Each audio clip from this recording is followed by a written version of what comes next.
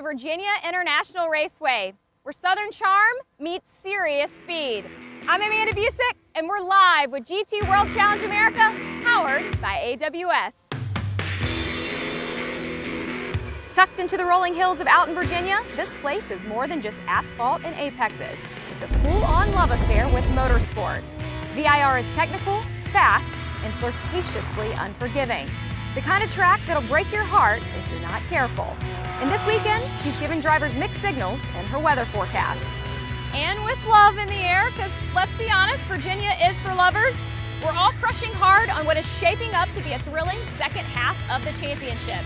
This is the halfway mark, where championship hopes get serious or get ghosted. Ugh.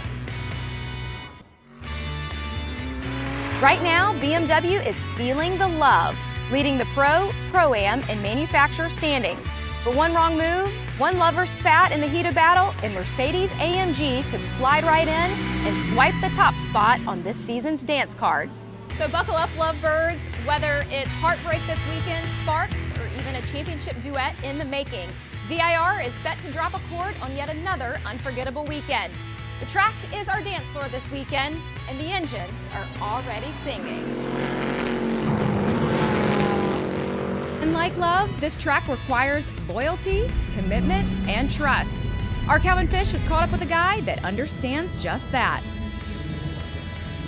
One of the highlights of the championship season is returning to Virginia International Raceway, one of the most beautiful, authentic road racing venues that we have in North America. And certainly one of the drivers who enjoyed it here last year is Philip Ellis, who won aboard the number 91 Regulator Racing AMG Mercedes with his teammate Jeff Burton. Philip, great job last year. This racetrack is so challenging, mate, and I think it really starts to show its teeth right here in turn 3. Talk us through this little mini sector here. I mean, the curbs, the nuance of that, how do you attack this corner? To be honest, it looks very easy. It looks very different from standing up here than it does in the car, but this is a very tricky corner. The car's always kind of upset, always sliding over the front, over the rear. Super tricky end of the stint on all tires, and it makes up for great passing opportunities. Everybody's like fighting the car. You can make them, force them into a mistake, and then maybe use it here, maybe in turn 4. When the tyres are good, when the Pirellis are in their sweet spot, is it harder to make move? Is it more when you got a little bit of tyre dig, cars are sliding a little bit more later in the stint? Oh, it's definitely late in the stint. Everybody's moving. Everybody's fighting the car. You have to kind of manage the tyre here. It's super aggressive in VIR, especially this first sector. So it starts in turn 1, here in turn 3 already, and then definitely 4, 5, 6. It's great. And the challenges keep coming. Let's take a look. We're here in turn 11 where things finally slow down a little bit, but one of the most demanding parts of this racetrack are those climbing S's. Certainly the car's very much on edge through there, Philip. Talk about the setup of the race car that you have to choose for the weekend. Well, look, it's a team sport, right? So it has to be comfortable for both of us. Maybe I like high speed more to be a little bit on edge. Maybe Jeff doesn't like it as much, so we have to find the middle ground. When you get to turn 11, you got Oak Tree Corner, that really tight one coming on to Madison Avenue, which is certainly an important corner. I'm amazed how much incline there is here along the entry. Talk us through that. Yeah, but it's super difficult to see, especially, unfortunately, since we lost the tree here as a reference for us drivers. So it's super deceiving, you know. You come in here, you think, I can brake super late, and you see it flattens out at the apex, and then it's like, okay, I need to make that turn even tighter. Yeah. Super difficult corner and a lot of mistakes. Maybe some passes. And an important one, right? Getting off that corner on the Madison Avenue. Probably the most important one. Unfortunately, not our strong suit in the Mercedes. Never has been. But look, we're super great on tire deck. We always have a good run out, and then maybe up the hill we can fight. Good stuff. Well, after the blast along Madison Avenue, the straightaway here at about 165 miles an hour, really great sector to finish off this lap. This is the roller coaster. And Philip, I know you're not much of a skier, mate, but I think that's about like going through the gates here in a downhill is really challenging. Oh, definitely. It's super hard to see. You'll see behind you guys. It's kind of off camber suddenly. You drop down the hill, and then you come down this roller coaster down here, which is a lot of fun. The car's really on the edge, just on the limit, just barely can do it flat on the exit down here.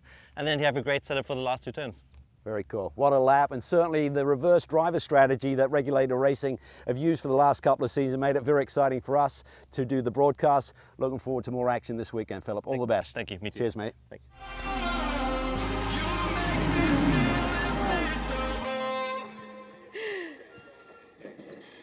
And and welcome to the 5th race of this 2025 GT World Challenge season, America season, powered by AWS. The tour has made its way to Virginia International Raceway, where all the festivities are about to get underway here. But as SRO is truly a global series, we've had so much action happening around the world. Last week, our Asian series was kicking off the races in Fuji, and this weekend, well, we're about 7 minutes away from a dynamic finish in Mazzano. Actually, a very famous Italian driver in Valentine Rossi might actually win in Italy, as they are currently running in second place as they look to chase down for that win. But things are about to get heated up here. I'm not sure what you can see behind me, Ryan and Calvin, but let's welcome into the broadcast Ryan Marine and Calvin. What a lap with Philip Ellis. It was fun. Certainly he's magic behind the wheel of that Mercedes, hoping to repeat on that brilliant victory that they had here last year, he and Jeff Burton. But the challenges are going to be immense, and there's certainly some threatening skies as we look there in the backdrop, Brian. Yeah, I think Amanda put it nicely in her open. We just don't know what the weather has on offer for us here. It's already been a storyline. Certainly the heat and the humidity has been a big factor, but we've also had some rain and maybe more importantly thunderstorms in testing and in practice that has truncated several sessions. It's cost some of these teams and drivers chances to get acclimated with this track, and there are some ominous clouds looming kind of to the left of this picture here. But nevertheless, for now, the track is dry, and we're about to go racing around one of the great tracks in North American road racing, Calvin. This place has so much history, and it's a real challenge for all involved, especially in this heat. Very much so. It's old school in the truest sense. It's very much on the edge around this racetrack. Big high speeds, lots of elevation changes, certain nuances through the corners as you crest some of these hills. And we've had a lot of rain, as you said, so if you do drop a wheel here, you're going to be having a big moment. You've got to try and hang on to that race car. But, you know, I think everyone is kind of thinking about this weather. Is it going to hit? I mean, for the AM drivers especially, going out in conditions which are consistent with what they love. If you have a wet racetrack that dries out, that's okay. But if you have a dry racetrack like we have right now and that rain should fall, then it's really just hang on. It gets sketchy very quick, especially with all this grass to either side of the surface. We saw it earlier today with some rain that came overnight. Earlier races were affected if drivers went off even by a couple of inches, got that tire in the wet grass. It's game over at that point. The corners keep coming at you, and you always seem to be turning around here other than the couple of straightaways that you have. So if you make a little bobble there, you still got some steering input that you need to make as Kenton Cook gets ready from the start of this race. Championship leaders, he and Connor DeFilippi having a brilliant season that they're putting together. Had a bit of a rough second qualifying session this morning for Connor, but Kenton put in a really excellent lap there. He'll start from the front row and on the pro pole alongside Philip Ellis in that regulated racing machine, as you see it right there. Jeff Burton just having a chat with his teammate before they get ready for the off. And how about this team? A couple of wins already this year, returning to the site where they got that breakthrough victory a year ago. And it's not a fluke anymore. They are a solid second in the championship and very much in the conversation. And a lot of that has to do with the performance, of course, of this man, Philip Ellis, but what Jeff Burton has done as well deserves its plaudits. We'll talk more about that. But here's Alex Sedgwick with Amanda. And tomorrow, this car will be starting on pole, driven by Jan Halen. But it was such a momentous finish to qualifying today, and you right there taking in the moment. What is coming alive with this Porsche right now? I think we're really just getting into our swing. You know, we've not been really doing any testing. We missed some laps Thursday, Friday with the lightning and red flags. So we've got some new engineering staff on the team as well, and everything's just starting to come together. You know, I think hopefully the next half of the season is going to be good and we can make up some lost grounds, but yeah, feeling really good. Well, I'm hearing we're about 3 minutes from driver start your engine, so I'll let you get ready as you plot your part of the race today. I'm going to step over and see, I just saw Mackay Stevens get into his Mercedes. I do want to come over and get Mikel Grenier real quick because it is a brand new Mercedes that is debuting this weekend. How are you guys breaking her in so far? Good. It's been challenging the first day as it's a new car, so always some stuff to fix. But yeah, the car is running well, better than the other one, so we're quite happy. Now, I know you can see what's on the horizon here with these clouds. What are your thoughts for that? I mean, we hope it would be fun actually to get some some rain, but we hope there's no thunder, so that there's no red flag in the race and we can finish the race. It would be great for the fans and everyone, and I think it can mix the strategy a bit, and our car should be quite decent in the wet, but yeah, let's see. Good luck today. All right, guys, that's going to be the conversation down here. We can see some of those wet tires already lining pit lane. We'll be on the ready. All right, keep an eye on the skies for us there, Amanda. Stay cool, try and stay dry if the rain should arrive, and above all, stay safe. We've seen some amazing lightning strikes over the course of this week so far. Some wild thunderstorms have rolled through here from time to time, but it hasn't dissuaded the fans. They've come out to celebrate, and for their sake at least, maybe we can have a dry race. That would be great reward for them. Yeah, the rain is one thing. Obviously, it makes it treacherous for the drivers, and the fans have to take cover, but lightning's a whole different kettle of fish. You can't have corner workers out there in lightning situations, so that would curtail racing activities momentarily at least. So hopefully we can get through this 90-minute race without that happening, but boy, the skies were certainly rocking and rolling last evening, similar time. One change to the starting grid since qualifying was the 50 car, the Schwest Povolato Racing Corvette, moved to the back of the grid. That was a technical violation found in post-race tech. So Ross Schwest, coming off of a podium run earlier today in GT America, powered by AWS. A little bit of extra work to do, but he's driving with some confidence, adapting his driving style to the Corvette, and seemingly coming to be quite confident and comfortable here at VIR. Another confident man is Kyle Washington, rolling off from 7th in class, 12th on the grid. And he'll have a little bit of work to do, but excited for the day. It's about time to get these engines fired up. Let's head back down now to Amanda. Drivers, start your engine. Drivers were ready to go, and their engines are fired up now. We're about to turn them loose here for the first of two races at VIR, Virginia International Raceway. It's Philip Ellis on the pole position. Heard from him in the track preview, Calvin, and that alternate strategy they've been trotting out for a year and a half now. It's predicated in race one on him getting clean track starting up front. He's done that. Now he just needs to build a gap. Yeah, he really does. That's the key for them, is to get Philip out and just build a big enough margin that Jeff can bring it home, and they don't need a yellow or any inclement weather, because that would really throw their strategy upside down. And then conversely tomorrow, that's exactly what they do need, is a little interruption in play. So we'll see how things play out. Certainly it's great to see them get that big and overall victory here last year. It's been a good season for them so far. 4 podium finishes, including 2 wins, one of which an overall triumph in race 2 at Circuit of the Americas. They find themselves just 10 points out of the championship lead at this juncture, chasing Justin Rothberg and Robbie Foley in that Pro-Am class, the reigning class champions, going for 2 in a row, and they're on a nice streak of podiums as well.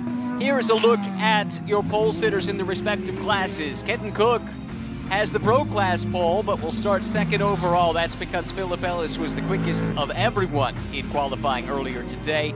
Dollarhide Racing on pole position in the AM class. New driver to that lineup. If you missed our qualifying coverage, we heard from the newcomer Eric Powell, race winner and championship contender in touring cars and GT4s over the years, but his first ever GT3 start, and he's been waiting an awful long time for this. Yeah, Eric Powell gets that opportunity. He said he's been banging on their door regularly all season, as long as we look at the grid. Here we go, Rover Pole Award to Kenton Cook for Random Vandals Racing. He'll roll up on the inside of the first row with with Philip Ellis for company there. Mackay Stevens and Alex Sedgwick there in the 2nd row. Of course, it's Ellis on the overall pole. Excuse me for my mistake a moment ago. Varun Choksi starts in 5th. Christian Hahn, rebounding from a couple of crashes in the build-up to this race, will start 6th. Down to the 4th row of the grid. That's where you'll find DXDT Racing's Blake McDonald next to the points leader in the Pro-Am class, Justin Rothberg, all the way back in 8th.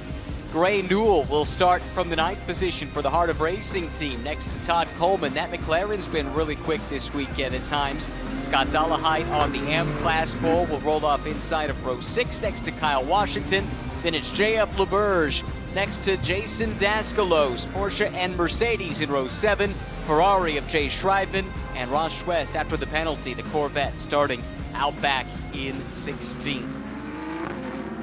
Just the one formation lap, which means it's about time to go. This track, well, it's a classic. Opened all the way back in 1957, spent about a quarter of a century defunct. The land basically reverted back to farmland, but it was saved by Harvey Siegel and Connie Nyholm back at the turn of the millennium and revived and has returned to its place as one of the greats in North American road racing. And again, it will test the drivers of GT World Challenge America, powered by AWS. Philip Ellis approaching the VP Acceleration Zone, the Roval Pole Award winner, looking for the green flag. Starter waiting for the call, and the Mercedes man pushes the right pedal down. He starts to accelerate away, but the BMW is keeping pace. Battle was on, raging down into turn number 1. It looked like it might be 3 wide for a while, but Choxy had his nose chopped off. Ellis able to hang on to the top spot. Cook, though, under attack now. Here comes Sedgwick for RS1. That's the car that will start on pole tomorrow. Porsche forced out wide, now vulnerable to the Mercedes, charging up the inside. That's Mackay Stevens. Yeah, beautiful racecraft there by Mackay Stevens, looking at that chess match playing out in front of him. Sedgwick goes side by side as they get into the snake. He just gets ahead. Run Shoxy now gets a run on Stevens and forces his way through. No, he doesn't. He gives it up. Almost margy-bargy there on the opening lap. Boy, that was tight in a really treacherous part of this racetrack, but they come through on the other side. Here comes Choxy again, taking a look at Stevens. This time, he does make the pass stick, so that is for position in the pro class. Big, bold move from the second-year man, Varun Choxy. Yeah, brave move as well, and I think for Mackay Stevens, he realized he had to give it up, otherwise one of those drivers is going to go for a big ride. Choxy up on the wheel early here. He's on the charge. His team car leads the class. That's Kenton Cook. Now entering the picture is Christian Hahn, making his first GT World Challenge America start. Plenty of experience in his native Brazil as well as in Europe, single-seaters, stock cars, GTs, whatever you want to say. He's been pretty quick in all of them. He's had his struggles coming to grips with VIR, but he has been fast and now runs second in the Pro-Am class in that red Ferrari, but first on his strategy. Yeah, he did a really good job to rebound from a couple of incidents. They actually wiped out their primary chassis here on Thursday afternoon when he dropped a wheel on the approach to the roller coaster on that main part of the straightaway. High-speed crash. Then they brought in a fresh car from Charlotte overnight, and he had a little moment in one of the practice sessions here early yesterday, but they rebounded nicely, got the car on track, and what a qualifying run he had here this morning. Outstanding. The fastest of those that would probably be closer to the AM, although he does have the pace relative to his father with whom he shares the car, so to some degree actually mirroring the strategy of Philip Ellis in regulator racing. One of the stories to watch, and right now he's keeping tabs and keeping pace with Mackay Stevens. 1 lap in the books. It's Ellis by 1 second over Kenton Cook, Sedgwick and Choxy, Stevens and Hahn, Rothberg, McDonald, Coleman and Newell, the top 10.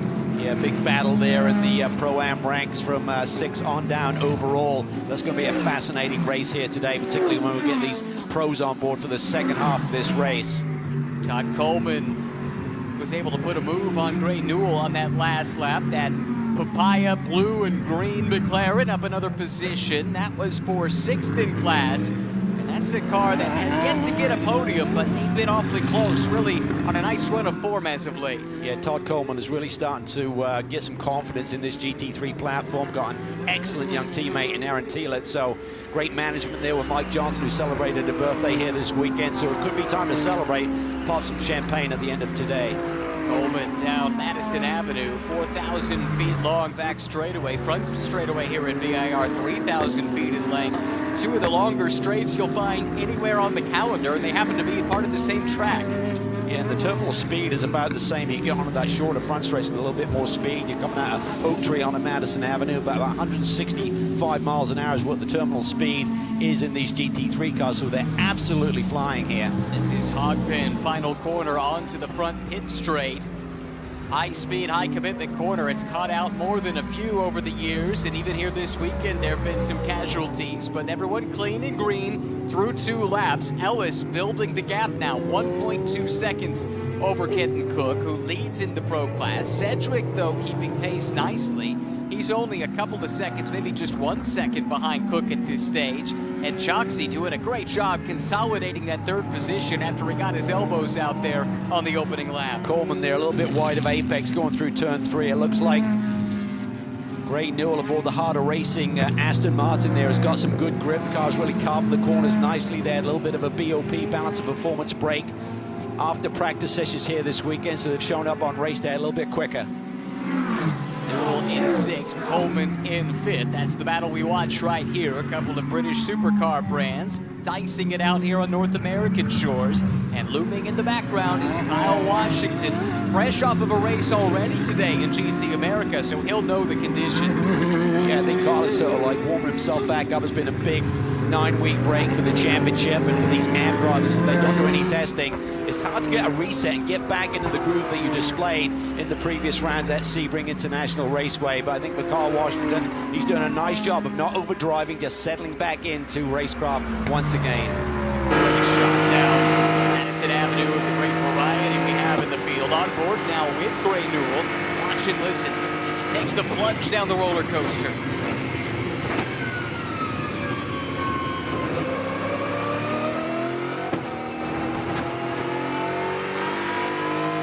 The hog pen section leading back onto the pit straight. 105 miles an hour there through that corner on the front stretch. Big speeds here, then just winding up through the curving front straightaway. Up front, Ellis looking really solid as we expected. Gap now up to almost 2 seconds over Kenan Cook, who leads in the pro class. Ellis was the quickest of all drivers on track that last lap. He was 0.6 of a second faster than anyone else. Just remarkable. Well, the start is so important. Qualifying, yes, setting the stage, setting the table, and then just getting that jump at the start. Don't want to get stymied behind some of the pro-class cars. He knows just get the hammer down, build as much of a gap as he can over the other Pro-Am runners. Give Jeff Burton the best opportunity to score another win here. Begin at the leader in the pro class, Kenan Cook, who had a troubled qualifying for the GT4 race. That session earlier today, rare mistake from Kenan, but he won't be thinking about that right now. He, though, is going to have to run back-to-back races here in this heat because the GT4 race today is immediately at the conclusion of this one. That will test the fitness of any racing driver. Yeah, ambient temps in the low 90-degree range, track temp about 110, 115, screaming up. A little bit of cloud cover now, though, so that could tail any increase in those numbers.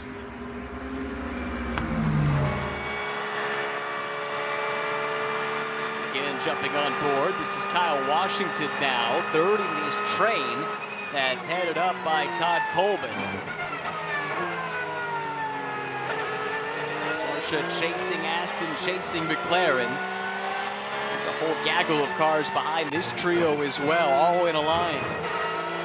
Tricky little turn into that final corner. Then you're kind of looking right down the straightaways. You're kind of feeling the edge of the road. Like a cat with whiskers there, just trying to feel the edge of the road, not run out. Big move down to the inside there. We're on board with Kyle Washington. He dives in really deep and looks like Newell's gotten around Todd Coleman there for what is now the 5th position in class. That was fantastic. Really late on the brakes, got that run through Hogpin, threw it up the inside, and we saw it from the bird's eye view. That time with Kyle Washington. This is a look at it from head on. Coleman, super defensive, forced Gray to go to the inside, the extreme inside of the track, and he was able to get it wound up, carve the corner nicely. Yeah, I mean, Gray's another one of these drivers who hasn't had a lot of seat time since the last round at Sebring, but he's doing a super job. This is a great little battle we're looking at here. And this could be a championship battle as well. That 11 squad of McDonald and Matt Bell, they've shown a lot of pace in recent rounds with DXD Racing. Corvette seems to be really hooked up here. So, as we know, Rothwell, we keep talking about it race after race. He's just unflappable, it seems, when he gets in these racing dynamics. You're spot on, though. McDonald and Bell come in here with a 27-point deficit to the car they're chasing right here. They had a forgettable Sonoma, scored just 1 point across those 2 races, but since then, 2 wins, 2 third-place finishes. Now, another strong run in the offing right now. Very early stages, of course, in race 1 of the weekend at VIR. Gray Newell scampering away from Todd Coleman now that he is clear. Next in line to take a shot, that's going to be Kyle Washington, and just behind him, the leader in the AM class, Scott Dollahide. That Mustang program continuing to take a step forward. Yeah, they're really finding their feet with that race car. The more laps they get under their belt, which typically come on race weekends, done a little bit of testing, but not a lot. So Scott Dollahide is on debut here at VIR. Hard to believe with his experience. And oh, that's tight there. LeBurge almost clipped the fender there as he cuts back across the line. Looked to me like there was a bit of contact in the left front of the red Porsche. Was pried loose momentarily and snapped back into position. So that's good news because that car has been super fast here this week, and Kyle Marcelli topped the first practice of the weekend in that red Porsche. Settle back in again as at the high speed. If anything has become dislodged, that it may become an issue. You're certainly going to get that as you climb up through the S's and hammer these curbs a little bit. Dive planes look to be intact, so that's good news. If it was pried loose, it seems to have returned to its intended position, so that's good news for the Canadian JF LeBurge Canadian team with a pair of Canadian drivers. Kyle Marcelli joining JF. They ran a partial schedule a year ago, and they've been at it, intended to be at least from the beginning. Ultimately, they did have to miss the first 2 races at Sonoma. Rare mistake from Kyle, practice crash. Was not left the car in a position where it couldn't be repaired at the track, so they had to jumpstart their season at Circuit of the Americas a little later than intended. This is an intense battle. How close this field here, just a magic little battle that we're looking at right here. Coleman at the front of it, although he has some breathing room all of a sudden. It's not like Kyle Washington is all over him for the moment. And then this is that tough dynamic, right, where yes, we have 3 classes, but everyone runs identical GT3 spec cars. The potential should be equal across the board or close to it. So you have an AM class car mixed up in between here. This is not Scott Dollahide's fight, but on the other hand, this is a buffer that he's creating for the second stint when Eric Powell climbs aboard. Yeah, absolutely. I mean, they're certainly got that as one of their priorities, but right now I think Scott's just enjoying being in the mix. I mean, I think it's the first race that they've really had good performance where they can go and fight some other cars, so this is exciting for that whole group. Another look in, battle for 3rd and 4th in the Pro-Am ranks. Rothberg has it. McDonald trying to take it away. Big concern with the BMWs, talking to their engineering team there, is that with this extra weight that Justin Rothberg has to carry, being a bronze derogated driver, he carried 26 kilos, and his teammate Robbie Foley has to carry that too, and that really adds up over the long green flag run here in terms of tire degradation. So you can be good in qualifying, you can be good during the early laps, but as you get deeper into the stint, that could play a factor in terms of their performance. Race starting to settle into a nice rhythm, which gives us a chance to check in for the first time in a bit with our Amanda Busey. Yeah, Calvin, I just wanted to add to that. I was able to catch up with Justin Rothberg quickly after that 40-minute race of GT America just to ask how the BMW was feeling there towards the end, specifically with the tires, and he said it was good as it was at the beginning. Now, this stint for Justin will be a tad bit longer than that GT America race, but he was happy with how that BMW was handling at the end of that one. Well, that's the value, isn't it, of running both championships. You get some like-for-like data, track conditions effectively the same, chassis effectively the same, tires are the same, and gives you some idea what to expect coming into this race. Yeah, and the other thing we, of course, had in that race was that yellow flag, which allows you to cool the tires off a little bit. And I think at the end of that race, they were on laps about 2nd to 1.5 seconds off their best. So you're always going to get that little drop off in performance. But good news is that Justin reported the balance was pretty good. And as long as the car is drivable, you're going to expect a little bit of tire performance drop off from all of the cars and the different manufacturers, just naturally from the energy that's generated through this racetrack. Watching 2 drivers here in Rothberg and McDonald that are light on experience, but in spite of that, driving at an extremely high level. McDonald, a champion last year in Porsche Sprint Challenge USA West competition, picked up some additional GT3 experience over the winter. Did run the Indy 8-hour at the tail end of the season last year with DXDT as an introduction to the team and the championship, and then signed up for a full campaign this year. Whereas for Rothberg, it's only his second GT3 season off the track. There goes Daskalos. That opens the door for Ross Schwest, who needs no second invitation. He sweeps on through and takes that spot away. Very rarely do you get out wide in turn 11 and get it back on the road. So little slip there by Jason, but did a nice job of recovering. Lives to fight another day. Certainly that team CRP have had some glory years here at VIR. I remember Daniel Morad having a breakout victory against Jeroen Bleekemolen here many moons ago. Yeah, definitely. It's a return to top-level racing for CRP. They've run with Jason Daskalos at the GT America level for several years. This program came together super late, bringing on Isaac Sherman, champion in the GT4 class in GT America last year, alongside with Daskalos. And they've had some strong runs this season, including a runner-up finish at Circuit of the Americas.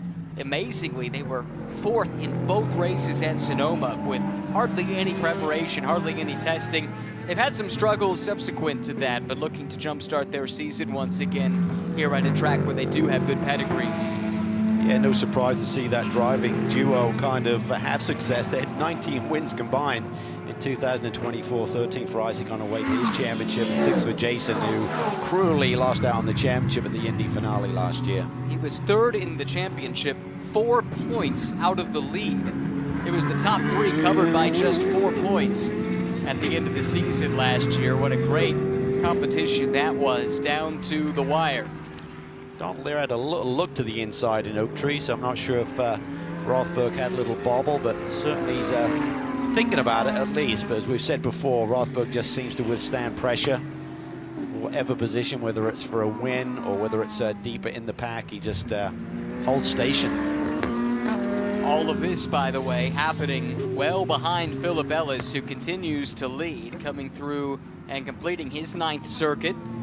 5.5 seconds the lead over second overall, but more importantly, it's 15 seconds back to Christian Hahn, who I mistakenly said earlier was on a different strategy than Ellis. Actually, I think they are mirroring what Ellis and Burton are doing, Christian being a little bit quicker than his father, Marcelo. So really, it's comparing to these two here, Rothberg and McDonald, that are properly on what you would consider the primary strategy of starting your bronze-graded driver, or bronze-derogated driver at least, in the first stint of the race here in race 1. Yeah, and I think that's the gap that they're really focused on, would be probably between Philip Ellis and Justin Rothberg, which is right now 24 seconds in the space of 9 laps. So basically 2.5 seconds per lap is the margin that Philip Ellis is pulling out on average to their championship leaders from Turner Motorsport, and then it's up to Robbie Foley to go to work in the second half of this race and try and chase down Jeff Burton. And again, what Regulator Racing do not need is a yellow that kind of suddenly brings the whole pack back together, makes that task a lot easier for Foley and company. Exactly, and neutralizes the advantage gained here in the early stages by Philip Ellis from pole position with the pace he's been able to unlock in his Mercedes. This was just a few moments ago. Kyle Washington trying to put a move on JF LeBurge. Had it for a moment, but LeBurge was able to fight back and take the spot back again from his fellow Porsche runner. Yeah, great little battle there between the two Porsches. Porsches look pretty strong here this weekend in the hands of the pros in those cars. Certainly these two guys are doing a great job in terms of LeBurge and Washington, but still focused on this battle right now, which is not going anywhere. Battle for 3rd in class, 7th and 8th overall.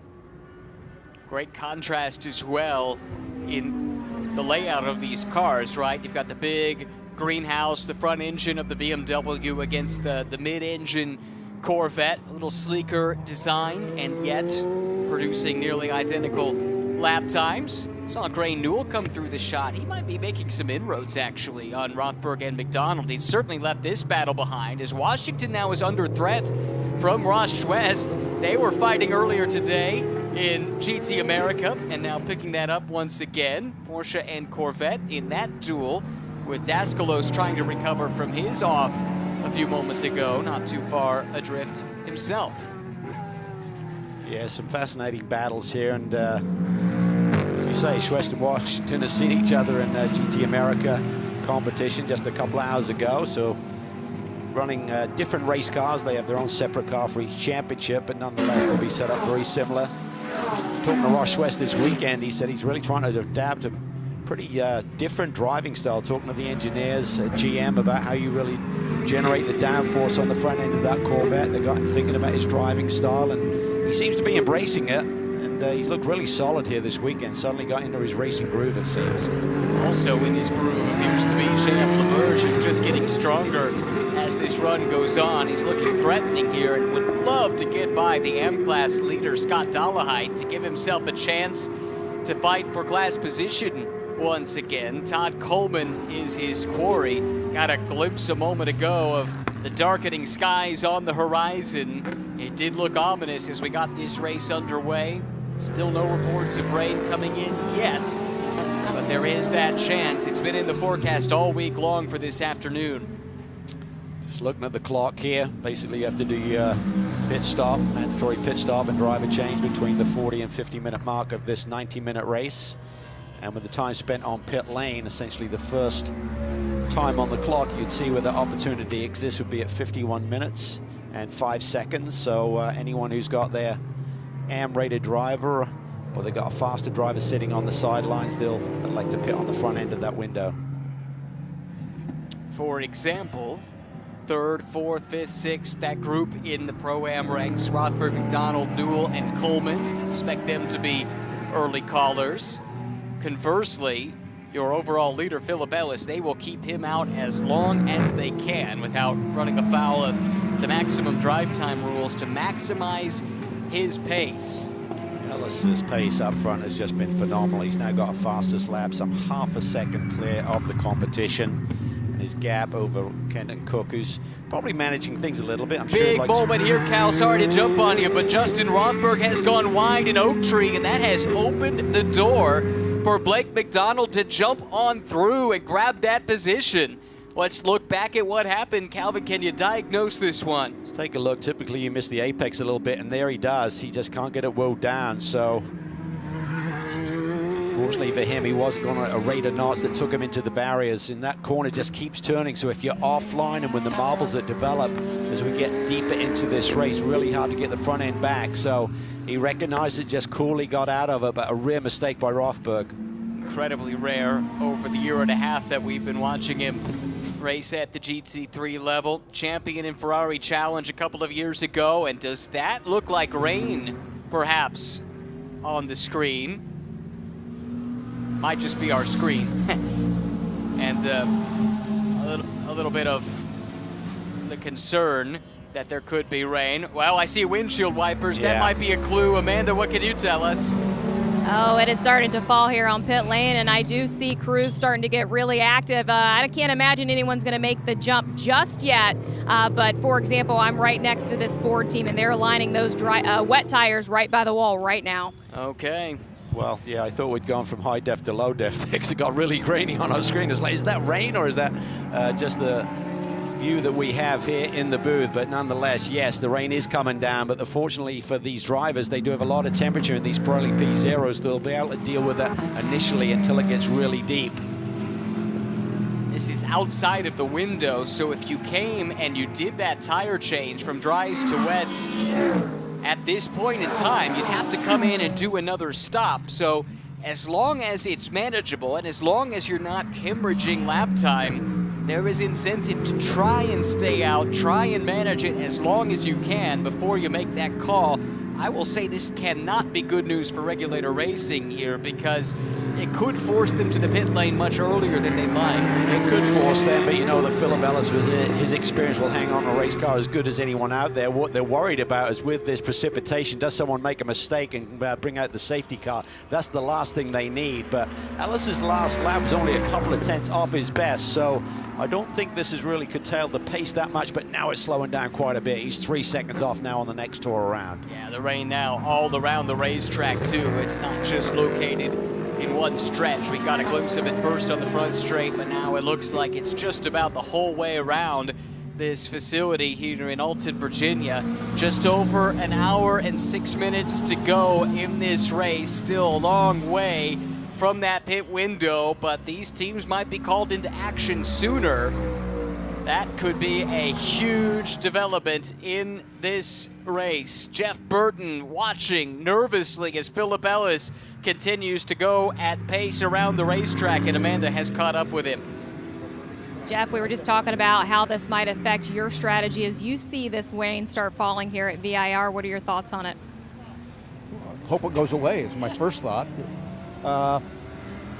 Probably it's beneficial for us if it comes down now while Philip's in the car. I mean, he's real good at rain. So we're just going to wait and see. He's not talking about, the car slipping around a lot right now. So he's pretty confident that he can keep going. I think it's in our behalf for rain a little bit. Not in mine, but in his. So we'll see. All right, we'll keep a watch on it, guys. There's still pretty dark clouds over the front stretch here, but it has lightened in terms of how hard the rain is falling. Still a little action down here, but not as much as we were seeing when it first started. Okay. A little bit slower on that lap, so he went from a fast lap of the day, 146.7, he dropped to a 147 immediately, then up to a 149, that last lap a 150, so it is getting worse rather than better. But as long as there's a consistency where they don't suddenly get heavy rain where these slick tires can't manage the standing water, certainly not at that point just yet. Here is Coleman now under some pressure from Dolehite. LeBurge and Washington have dropped off in this battle. There they are, Porsche, Corvette just behind, and then Daskalos has entered that conversation once again. Yeah, Daskalos seems to be up on the wheel a bit more in these conditions, so he's comfortable in it. And just hats off to these AM drivers. I mean, these conditions are not easy on a racetrack that is really demanding. To be dealing with this sort of race car in these conditions is really tricky, and everyone's done a solid job so far.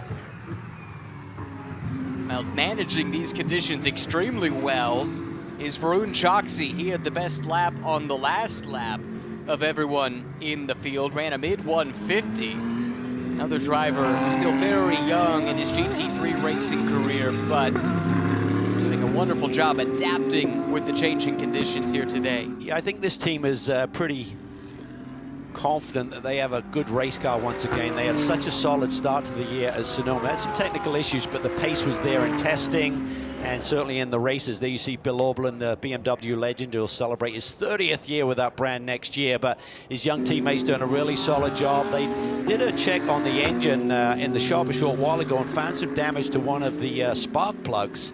Then dug a little bit deeper and realized there was some more internal damage. They put in a fresh motor for this weekend, and suddenly the car's bang on pace once again. Bill did not have a great qualifying run this morning, said the car suddenly developed a big understeer, but Choksi was certainly on the pace, and he's looking really strong here in these conditions. As you saw on Race Vision powered by AWS, in the dry, top 5 lap time in the field, and that car pretty quick in the wet too. Lap time starting to come down again. Maybe the conditions are starting to improve. Top 2 both ran in the 149 bracket. Let's hear more on the Varun Choksi story now, Amanda. Yeah, well, in the law of averages, they were hoping that this weekend would be one that would set off for them. As you were discussing Bill Auberlen's issues in qualifying, we see Varun Choksi making some great laps around here at VIR.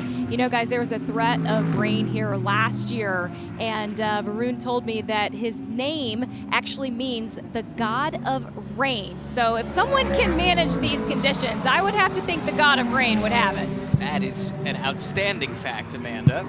We will be filing that away for future use. That is really good stuff. And so is this performance here from Varun Choksi, who again was mirroring those around him, drivers with a lot more experience.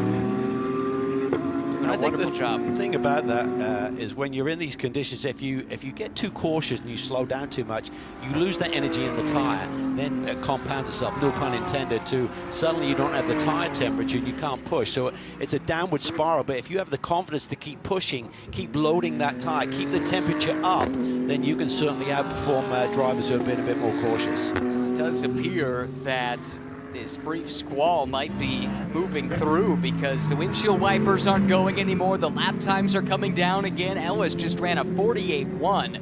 And actually, the way this has played out, with it being a brief rain shower, this could be great news for Regulator because Ellis's pace diminished only slightly. The bronzes that he's trying to build a gap against were understandably a bit more conservative in their pace. And we'll see what happens here as we have a good battle for position down Madison Avenue. Coleman now has allowed Dollarhide through and is under threat from JF LeBurge. LeBurge not close enough this time. Coleman covers him off, but that leaves now LeBurge a bit vulnerable as Washington closes in. Fantastic battle, and hats off to Scott Dollarhide. He has really learned this racetrack very, very quickly. Whoa! It's a spin. This is the one that Regulator did not want to see. Huge impact there for LeBurge. This will bring out a full course yellow immediately. It does. Full course yellow displayed. That wipes away an 11-second lead for Philip Ellis. It wipes away a 25-second lead in class over the next Pro-Am entry. But our first thoughts are with JF LeBurge, who went off at high speed in a very high-speed section. That rain is going to make this grass so slick. Not easy to get that car slowed down, but the tire barrier there to catch the Porsche, and we go full course yellow for the first time in today's race. And this is what we were thinking could possibly happen in these conditions. If someone does make a mistake, that will erase this big gap that Philip Ellis has established here. Ironically, the conditions had improved, but just that little moment where you drop a wheel, and Jeff Burton saying, oh boy. Yeah, he knows what this means. Yeah, see a new man on the box there, Scott Jasmine, who's kind of taken over the engineering and strategy side for this Regulator racing team. Safety car deployed, picks up the leader, Philip Ellis. We are 9 minutes shy of getting into pit stops. Tell you what, though, by the time we get this cleaned up, we could be right inside that window. Amanda letting me know the rain in the pit lane has stopped. And from our pictures, it would seem like it's largely stopped elsewhere around the track. That is JF LeBurge out of his race car. That is great to see. Let's try to analyze the damage there, because this is a car that really had potential for some big points here this weekend. Kyle Marcelli has been absolutely flying. LeBurge himself was doing a great job there to that little moment. So they'll be trying to evaluate damage in if they can be on the grid for tomorrow. But, you know, a safety car lap around here is about 4 minutes. And when you look at the time on the board, just 2 laps behind the safety car will get us into that pit stop window as we take a look at how this evolved. Coming down the hill here, Coleman up in front. LeBurge just eats up too much of that curb. That little hop there just gets it sideways, and he can't recover before he gets those wheels into the wet grass. And just with the elevation change there as well, there's no way you're going to arrest the speed. Thank goodness for the tire barrier that is placed there several rows deep to absorb the impact. It does a remarkable job of doing just that. But indications would be that Lab Motorsport by GT Racing team has some work to do to get that car repaired in time for tomorrow's race. This will be interesting as well, because it's not necessarily the leader has the first opportunity to make that pit stop. And the minimum pit stop time here is 65 seconds on pit lane. So by the time you leave pit lane, there's got to essentially be 50 minutes or less on the board. So if you do the back timing on that, that means that 51 minutes and 5 seconds on the clock. And if you do a perfect pit stop, that will get you on the right side of that number. See who that benefits, if anyone. Right now, everyone trying to keep the energy in those Pirelli P0s in case there should be more rain. If I'm at the back end of this field, it'll be interesting to time this out. See when they get back to the stripe, at 60 miles an hour, you're looking at 3.5, 4 minutes for a safety car lap. So if you back time this, if you're at the tail end of this field and you just drop back, you may be inside that window, be the first to sneak into pit lane. And that could really pay dividends, because you can then have your driver come back out. He's going to stay on the lead lap, catch up with the pack. And then when everyone else comes to pit lane, you suddenly leapfrog the field. Now, Varun Choksi's been a star of this show here so far. His co-driver, Bill Auberlen, is with Amanda Busick. Let's hear from him now. Well, Bill Auberlen's getting ready. As you can see, these driver changes are going to come here quick. This yellow flag also bunches up all those pro teams, and it looks like you have a BMW being handed over to you from Varun that's looking mean out there. The adjustments made in qualifying, how's this reflecting now? I mean, look at Varun. He's doing a great race. Passed to get up to third place, I think. We're right there. He's running quick. I mean, Varun is good. So now I just got to get in, see what we have, see what all the adjustments these guys did. I mean, the Random Vandals team, one thing about them is they've always put their head down and give you a great car. So I assume it's going to be awesome. I told the audience that his name means God of Rain, and he was looking pretty good in those conditions. What can Bill Auberlen do in the rain? We'll have to find out. We don't have a lot of experience with the M4 in the rain, but every time, generally, that we get in there, I tend to like it a lot. So let's see if we got the grip. If we got the grip, we'll win. Well, we'll see what happens for this second stint. Still currently no rain down here, Ryan, but those clouds still look pretty feisty. All right, well, thanks for the weather update. Great to hear from Bill as well. He's looking pretty feisty too, getting ready to go. Yeah, looking at the time on the board, certainly the leaders wouldn't be in the window to come, but you brought up a really good point there as we were off mic there a moment ago, is that someone could elect to come and just sit still on pit lane an extra minute or whatever, as long as they jump out and stay on that lead lap. So there's no rule that says you have to go as soon as you're ready to go, so you can eat as much of that 4-minute pace lap as you want. 65 seconds is a minimum stop time, but there's no maximum, so you can play with those numbers a little bit. We'll see if anyone's thinking of that sort of strategy. Right, because the thought would be you don't wait. You come in, you do it now, you sit and wait till you're under 50 minutes to go. So your pro then would be good to go from a drive time perspective. You don't drop a lap because it's a long pace lap around this place. And then the rest of the field, if they don't do the same thing, would pit the next time by, and you'd cycle up ahead of them. That would be the thought. We'll see if anybody is buying what I'm selling. I like it. I take that as a vote of confidence. We'll see. Nevertheless, we wait for the cleanup. If you're just joining us, we're under yellow for the first time. JF LeBurge had a big moment down through roller coaster. Went off track and found the tire barrier. He is all right. At least he was out of the car under his own power. And, of course, the medical staff will take a look at him to make sure everything is A-OK. Car out of the tire barrier. They brought in a fresh batch of tires. It looks like they need to replace that section. So that would indicate this could be still a bit longer of a cleanup. But really curious to see what these teams elect to do if they want to go ahead and get this pit work done. I think this puts regulator in a bind here, because by not pitting under the yellow, I mean, they could try and keep Ellis in longer, right? But then that could cost them down the road. You just don't know how long the yellow is going to be either. Yeah, that's the real question mark, is how long it's going to take for this cleanup till suddenly we're back to green flag racing.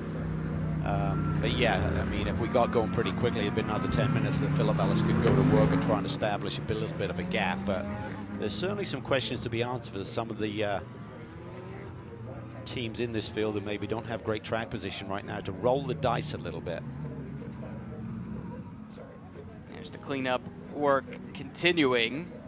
Great staff here, of course, at VIR, do a top-notch job.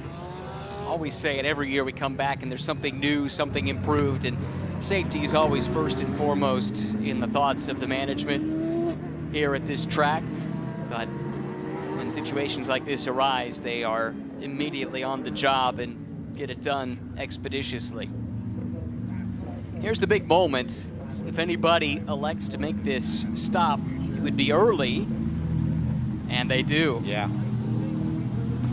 So they'll be doing what I was talking about, where they'll sit a little extra time in the pit lane to make sure that they get... and it's not a lot. You're probably talking about a minute. Right. At the outside.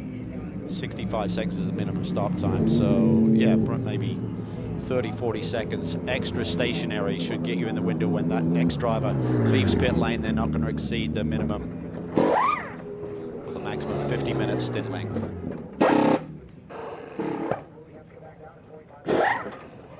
This will be the most leisurely pit stop you can have all season long, because there's no urgency here.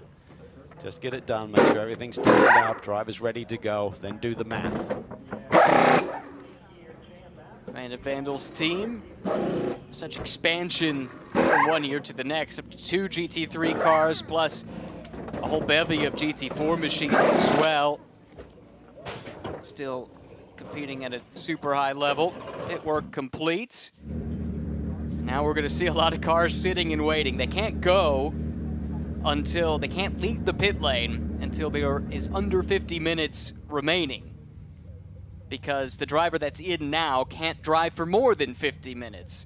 So that's why you see this rather strange sight. It's all because of the timing of the pit stop. And you see them sit and wait. See, they're going to start to crawl. They've got to be careful. They can't get in that fast lane and just stop. So Yep. you might see some cars a little bit deep in the pack who didn't have the track position start to crawl. This is what they're doing here. Look at that. Schwes Parvaledo, did they get it on the right side or the wrong side? I'm not sure whether he's out of pit lane and tripped that line before the 50-minute mark. So super aggressive move there by Schwes Parvaledo Racing. So if they timed it right, that was brilliant. Yeah. If not, they missed it by just a couple of seconds. Okay, and you got that 1 second joker to play with. That's true. That might have been their thought. Well, actually, no, it doesn't work that way. Excuse me. You can't really correct a maximum. It's on the minimum stop time. It's the 1 second joker, so correction there. You basically got to come down pit lane to take time off the clock. You can't otherwise get back in that window if you're on the wrong side of that. So the benefit to those that just came in, they're going to cycle back around. They'll catch the tail of this train. When these cars now pit, the cars that just pitted a moment ago cycle ahead and will be behind the safety car. So that's the advantage of doing this early, even if you have to sit stationary for longer. Perfectly explained, yeah.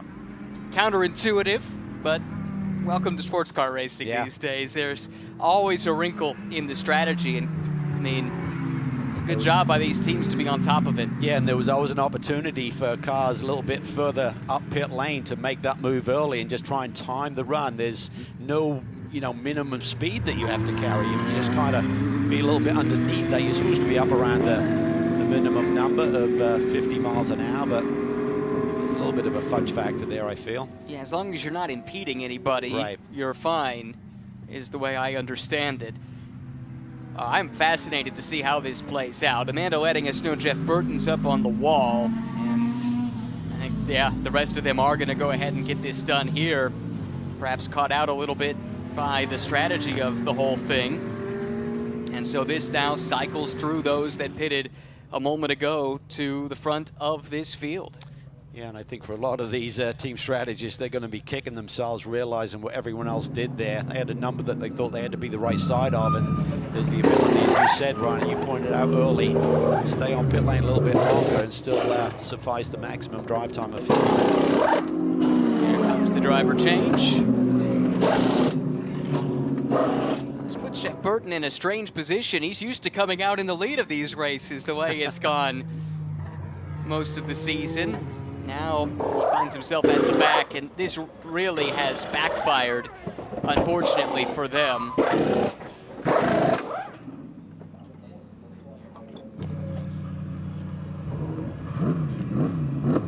So, yeah, this is the risk with the strategy that they play here. This one yellow, the timing of it is really unfortunate. But again, it's worked for them a bunch this season, just not today. Yep, certainly has. I think fortunately for Regulator Racing, the teams that they're around in the championship, Turner Motorsports and DXDT, all three of those leading Pro-Am teams elected the same strategy, so it's kind of a wash there in that class anyway. Yeah, that's a good point. That mitigates some of what they might have lost had others been on top of it. I'm really curious about the it was tight and on I the don't, Parvaledo car. Yeah, exactly. Look to me, I'm not sure exactly where the line is and where it gets triggered. Correct. but it looked like he might have been a second on the wrong side of that. And just to be clear what we're talking about, we weren't sure where Povolato was, if he had left the pit lane officially, triggered the timing line, and where that was relative to the clock. It was super close. It needed to be 50 minutes even or less for him to be okay, and we'll have to get to the bottom of that. Let's get an update from the pits, though. Amanda has been doing the legwork for us. Yeah, you can immediately see the disappointment of regulator racing. You can definitely see it on Philip Ellis right there. He was just talking to his team. I was standing by here for that driver change, and when some of the cars started hitting pit lane, Brian Sellers looked at me and he said, aren't those cars coming in early?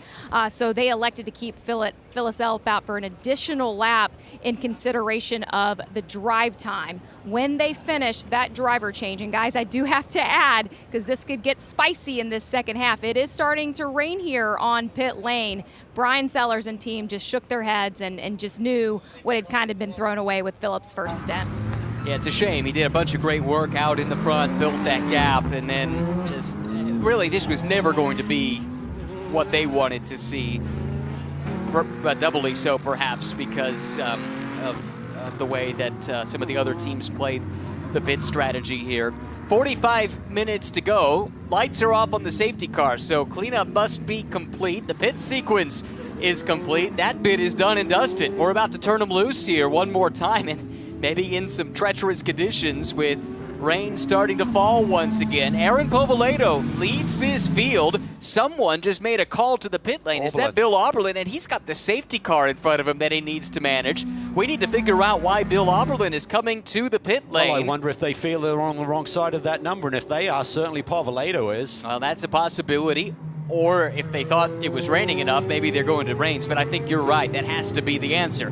Nevertheless, here we go. We'll sort it all out as we go along. Povolato with a nice getaway. DeFilippi got around Darren Turner just a moment ago, put him up into second, and now Turner has Aaron Telitz all over him. Somebody just went off. Been Powell. I think it might have been. I think you're right as well about Oberlin. That was just a pass through the pit lane. So if they think they left the pits before the 50-minute mark, they needed to do that to make sure they didn't get DQ'd for exceeding maximum drive time. Actually, I'm not sure that was Powell. I think he just came down the front straightaway. It looked like the Mustang from the tails away.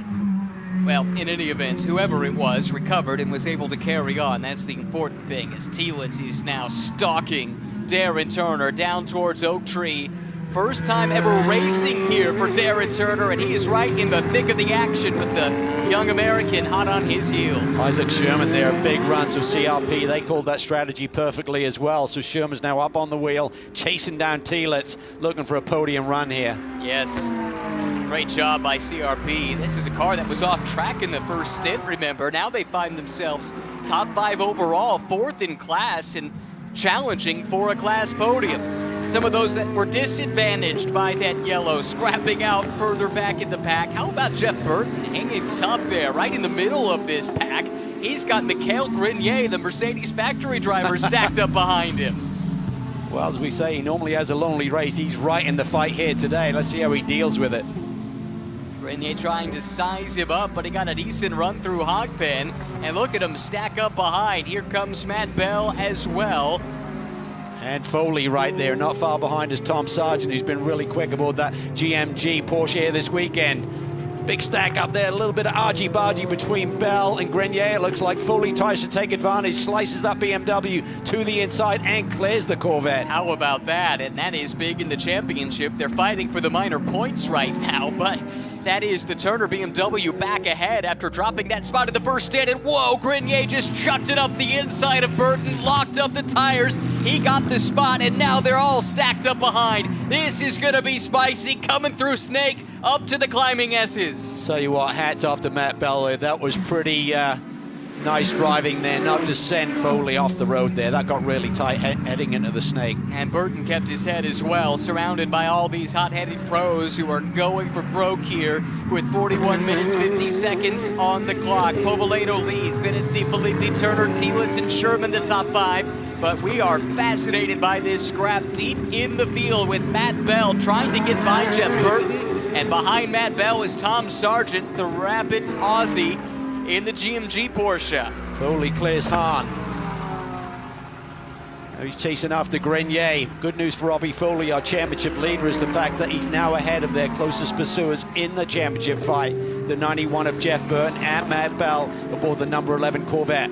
Tight there, Grenier rubbing on the tail there, Robbie Foley's BMW M4. Here's an update on the Oberlin situation. He's been given a stop and go for speeding in the pit, so it wasn't to do with the stint length at all, but a stop and go for pit lane speed. Was it for being too fast or too slow? Too slow. That's kind of where I thought it might be too. Maybe it was manipulating the speed to not be outside of that number, because he did leapfrog the other car. Remember, Kenton Cook came in front of Varun Choksi, and when they left pit lane, Oberlin was ahead of Connor DeFilippi. There goes Bell, this time outside of Burton. Boy, that got close, but they were able to continue on. Corvette up another spot. Next target is the Ferrari, just up ahead of Marcelo Hahn. Here comes Sargent now to the inside of Burton. He'll grab that spot away as well.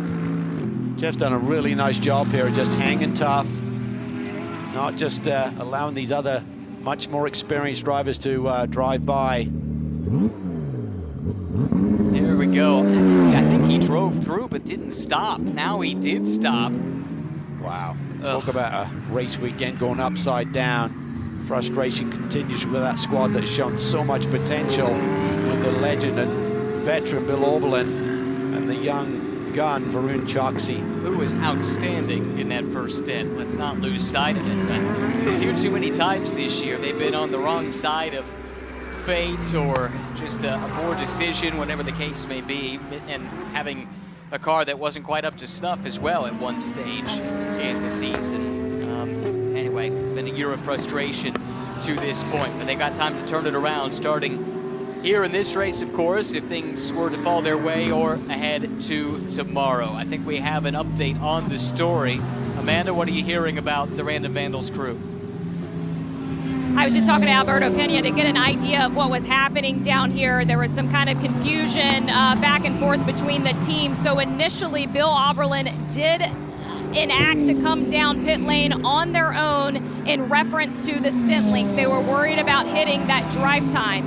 In that, Bill Oberlin was speeding as he entered into pit lane, and that's what he just served from the penalty as directed by race control. Okay, well, that has a couple of interesting elements to it. Number one, we get to the bottom of what happened to this car, but number two, if they were on the wrong side of the clock, then Povolato must be. Yeah, so we'll wait and see what happens here.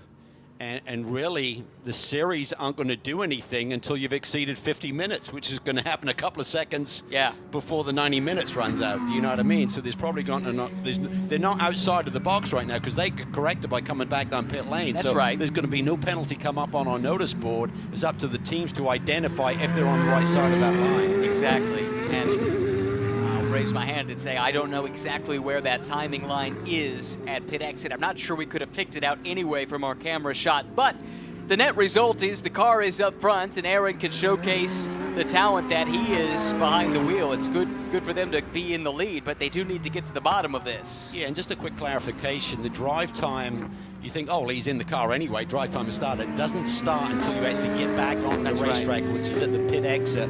We couldn't identify from the high camera there where the pit exit line in correspondence or correlation to the race clock was. Yeah, hopefully, folks at home, you're following all of this. It's been a bit to parse through here, but we're doing our best. 37.5 minutes to go. Checking in here now on Jan Halen, who is second in the pro class. Darren Turner is his next target. He has caught the Heart of Racing Aston, which runs second in its class. So these two don't have any particular reason to make it a knockdown, drag-out fight here. And Halen's absolutely flying, though. He's about 3 or 4 tenths quicker than some of the drivers up front, including Aaron Povolato and the man who he's really focused on, which would be the pro-class leader of Connor DeFilippi and the championship leader, of course. Exactly so. Amazing how it's all kind of cycled back to Connor and Kenton. Find themselves leading their class, and presumably, if our intelligence is correct, they could end up in the overall lead of this race once again if indeed The Povoledo car is outside of the window. Now, there is some thought to what Aaron is doing here. He's running quick laps, he's building a gap. If he's going to have to do that drive-through, you potentially mitigate. I say drive-through, it's not a drive-through penalty, but a pass down the pit lane doesn't count towards your drive time, so that's what gets them on the right side of that. Yeah. And the risk you run, of course, is a yellow bunches everybody up together again, but he's you could come through right as you're coming to the checkered flag, and if you've built 20 seconds, there's probably transition time's about 20 seconds-ish, so you come down pit lane and you could be on the right side of that. Does the drive time clock keep ticking when the clock goes to 0? No. So? Yeah, it really depends on where they cross the line in relationship to the clock, so that's another wrinkle. Oh boy. Yeah. Well, I know Amanda is hoofing it down there to have a word with the Schwez Povoledo team to see where they stand, but yeah, there are a few different ways this thing could go. Jan Halen really deep on the brakes there, trying to make a move on Darren Turner for 3rd overall. Doesn't change his class position, but that allows him clean air to try and chase Connor De Filippi. He's flashing his lights there.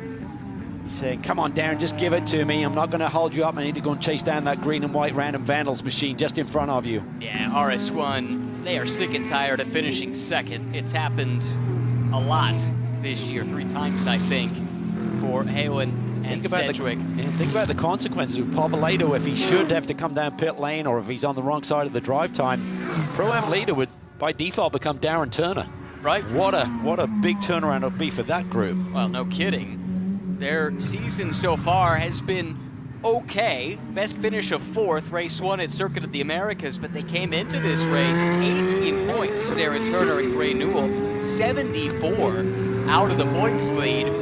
But you get big points for winning one of these races, and many of the front runners were on the wrong side of the pit strategy and find themselves in the more minor points-paying positions here. I think importantly, Darren Turner's got a car that they feel they can fight with as Jan Halen gets alongside him down the straightaway, should clear him by the time they get to the brake zone as he does. So now he's got clean air in front of him to go chase after Connor De Filippi for potentially the Pro Class win, and the game with Povoledo could be the overall win at the same time. Who knows? Lots of questions to be answered here in the last 34 minutes of this race. Best lap of the race the last time by, for the car at least, for Aaron Povoledo, whose lead has extended now to 1.5 seconds. Just did a 47.8. That was about a 10th faster than Connor De Filippi on that last lap. He was matching Jan Halen. He was quicker than the others, by and large, in the Pro-Am class. Car on the move at the moment is actually Oz Negri, who just did a 148.1. That was faster than, I think, 4 or 5 of the cars in front of him. Leader in the Am class right now, and really extracting some nice pace. There he is, in fact. Yeah, and he's got Robbie Foley right behind him. So again, we talk about Foley and Rothberg, championship leaders in Pro-Am. Damage limitation. The good news is they're ahead of their closest pursuers in the championship, but they'd love to keep pushing forward and get some bigger points. And I think Foley will be fine as long as Negri keeps up this pace and just follow him through. Go chase down Isaac Sherman, Teelitz, Turner and company. Spot for Foley to be in because Negri is quick here. This is not a battle really that concerns Oz. He's leading an Am by a hefty margin. They played the strategy right during the pit window there. Meanwhile, the Dollarhide Mustang, which is doing good lap times. Eric Powell just did a 48.5. It's right there in the mix. But put that in perspective, Povoledo, the leader's last lap was a 47.8. So for Powell to be running lap times in 3/4 of a second at the fastest laps right now is a really, really impressive GT3 debut. Yeah, he's done 1 day of testing, I think, and that's it in a GT3 car ever. Really acquitting himself quite well here. Here is Aaron Povoledo. We've been wondering about their drive time situation, and maybe we can get an answer with Amanda in the pits.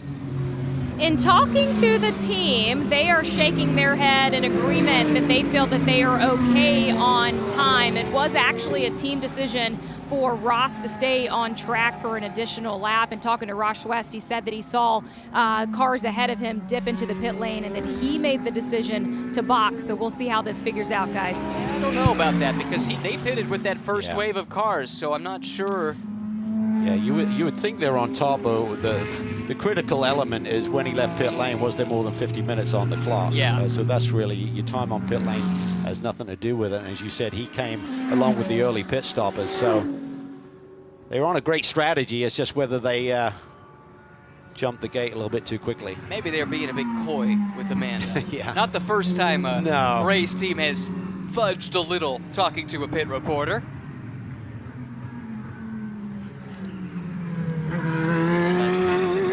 We'll find out at the end of the race. It will be very clear, and race control will rule on it immediately if indeed they are on the wrong side of that drive time. Jan Halen just laid down the fastest pro lap of this race, a couple of tenths off Philip Ellis's fastest overall lap, which was set in the Pro-Am class, but he's chasing down Connor DeFilippi.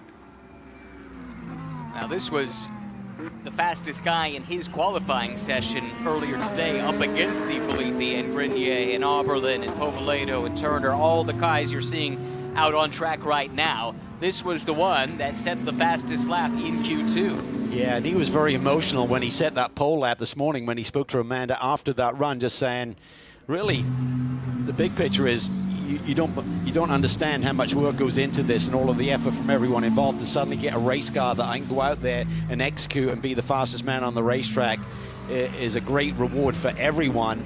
And now he's got a really fast race car chasing down Connor DeFilippi. I mean, he and Alex Sedgwick have finished second in 4 of the last 5 races, and they are definitely a threat here. There's nearly 30 minutes still to go in this race, and he's running lap times typically about 4 to 5 tenths quicker than the BMW of DeFilippi in front of him. Exactly.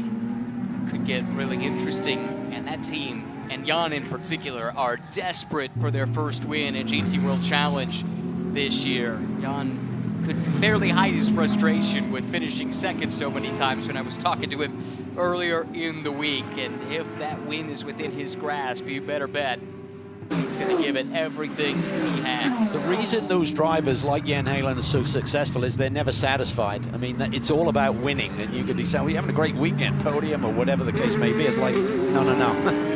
We're here to win. And they've got a great group there at RS1, some great team management, and they're working through some different engineers and trying to get the right chemistry and the right people on board. And it seems this weekend at this racetrack with a Porsche, they're really right in the sweet spot. Here's the development. We've got Foley around Negri, and he has caught Isaac Sherman. This is for 4th and 5th, and man, that looked easy.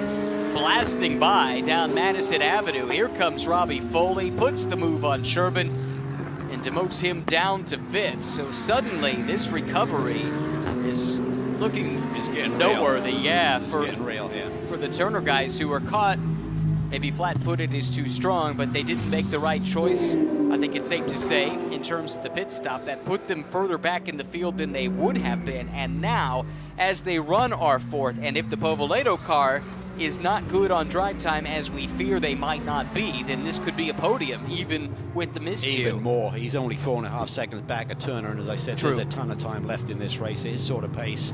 Don't count him out for the victory. Yeah, spot on. Sherman, though, doing a nice job here. First year for him in GT3. Dominant year in GT4 and GT America last year. Winning his driver in SRO America. But took a big step to make it to the GT World Challenge level and has been right on the pace. Well, we forecasted this. This Porsche's got the speed. Look over the last 3 laps. The chunks that Jan Halen's been able to take out of the advantage of Connor DeFilippi. This is for the lead of the race in the Pro class, and it may become the overall lead as well, depending on what happens to the Corvette.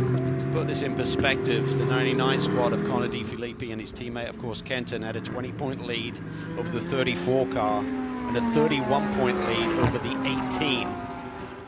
And it's a 7-point margin between first and second. So I know we're just at the halfway point, round 7 of 13 on this championship season, but even so, championship is on everyone's mind. Every point, every position is crucial, particularly when you're taking points away from the championship leader. Demoting them down, it's a 14-point swing. Huge for the points. Coming to the stripe, let's check the lap times this time by DeFilippi a 47.9, Halen a 47.2. That is the pace disparity between Porsche and BMW at this stage in the race. The car looks so good. Just really hooked up. Look how he can carve that corner there, just be so much tighter coming off, whereas Connor's having to use a bit more of the road, free the hands up a little bit, exiting these corners so he doesn't loosen up the rear. Showed his nose to the inside, down in turn 4. But Halen thought better of it. Settles back in, pursuits back up the hill. This was just a little while ago. Keep an eye on the gray Ferrari of Oz Negri, leader in the AM class. And wow, that was a really aggressive maneuver from Mikhail Grenier. Left Negri in a really uncomfortable position, and that cost Oz in the overall, but he still does lead in class. That was, talk about sending it. I didn't see any opening there, and he just kind of, like a can opener, opened it up. Now that took some cooperation, and It I'm not did. sure a driver with any less experience than what Oz Negri brings to the table would have seen that coming and been able to adjust accordingly. Yeah, it's aggressive, and I think that's one of those moves that after the race, Oz will just walk up to him quietly and say, okay, mate, I gave it to you, but that was a bit out of line. Grenier probably frustrated to be on the back foot here. They've got so much traffic between them and the next two cars in their class. But still comfortably ahead of the much delayed number 51. Bill Oberlin did just catch and pass Eric Powell for 14th overall, but 2 extra trips down the pit lane. One included a stop for a penalty, has more or less doomed the 51, barring a full course yellow. Talked about Jan Halen having that 7/10 advantage on the previous lap. That time they were almost identical, so suddenly he's got to the tail of that BMW, but it's kind of plateaued his performance a little bit. You know, as you know, some of the advantages that you may have around this racetrack by having that BMW planted right in the middle of the apex, you can't do anything with it. So it's a new chess game for Jan Halen. Yes, he's been faster and he's caught him, but now he's got to try and plot his way through here and see if there is a weak link where there's a vulnerable spot on this racetrack for him to make a move.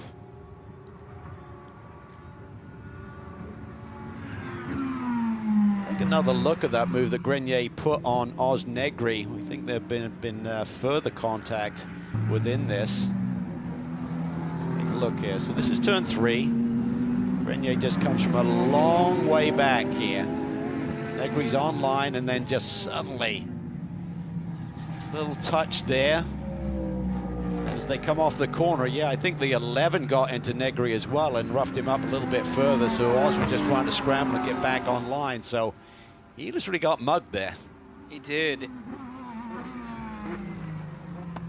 And that car, some 13 minutes ago, had been warned for contact. Oh no, problems for the Dollarhide Mustang. Looking at the right front.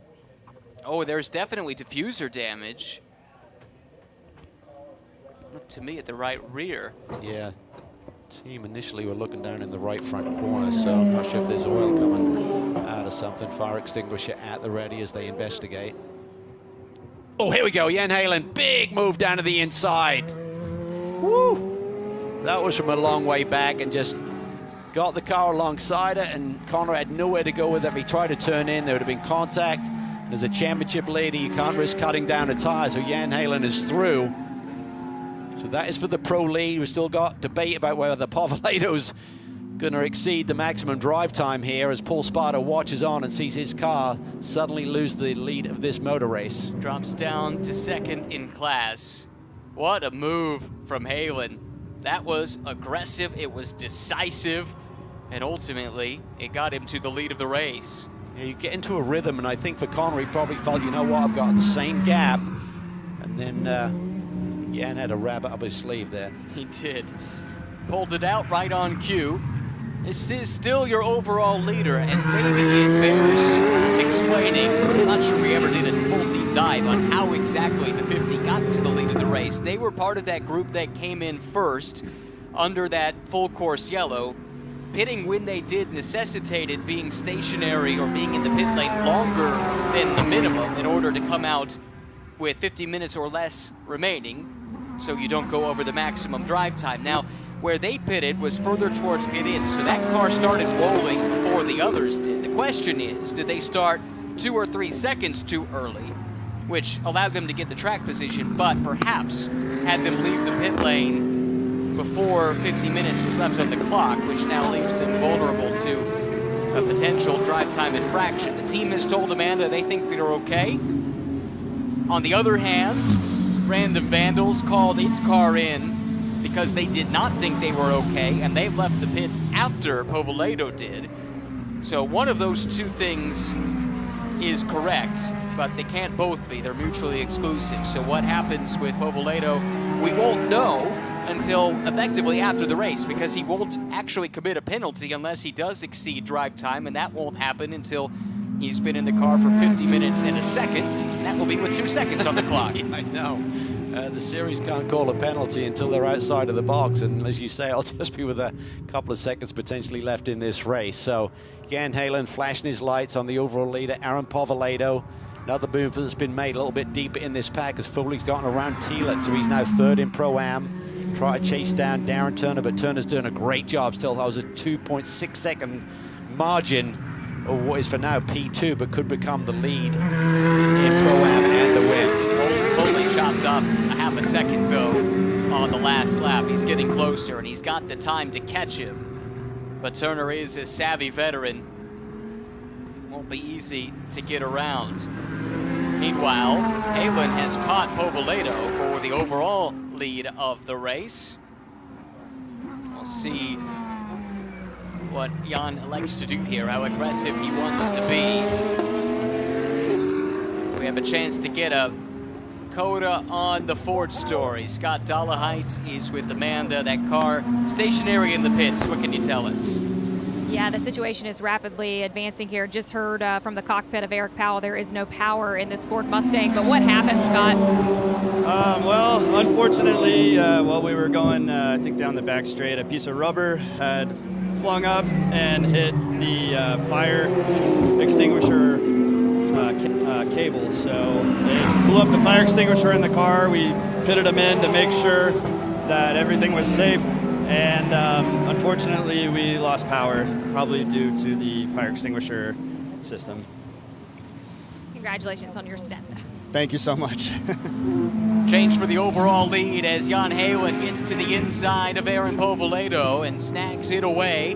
Now sets off and starts to disappear into the distance. That Porsche is the fastest thing on 4 wheels here in Alton, Virginia at the moment. But Povoledo didn't really put up too much of a fight. This is not his fight. He still has a healthy lead in his class. He does, and you know, we talk about the transition time down pit lane.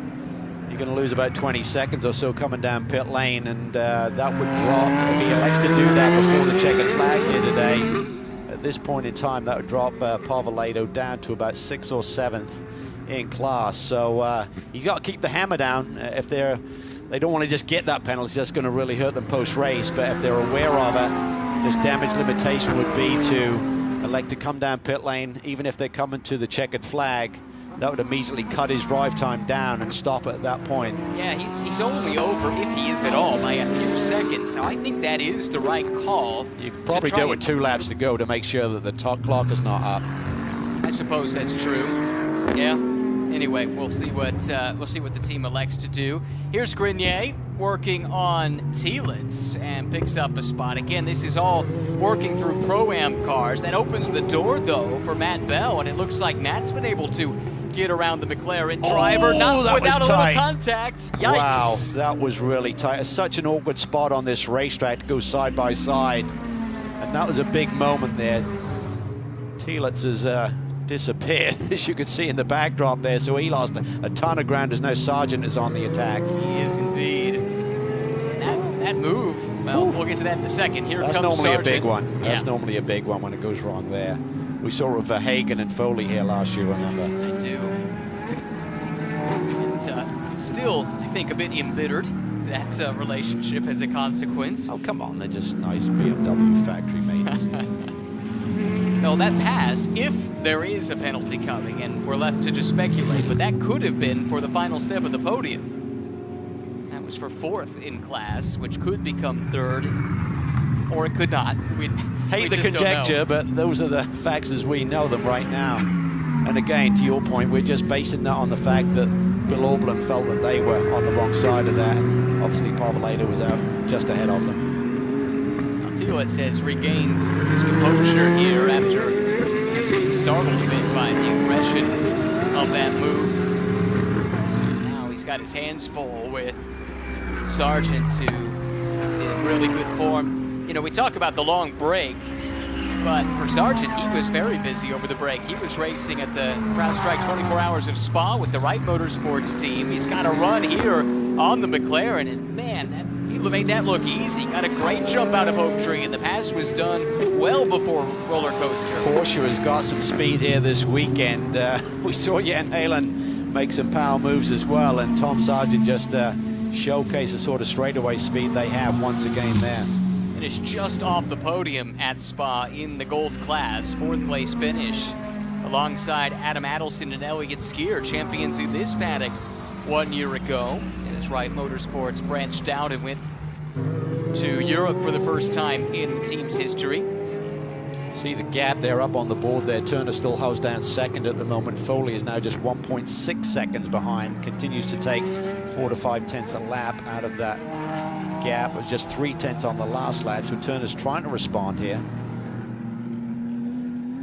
Well, he knows what's at stake. Go on board with Sargent now. Snake and up to the climbing S's. Listen Watch to this. on board. Yeah, this is going to be cool to just listen to this throttle trace up through here.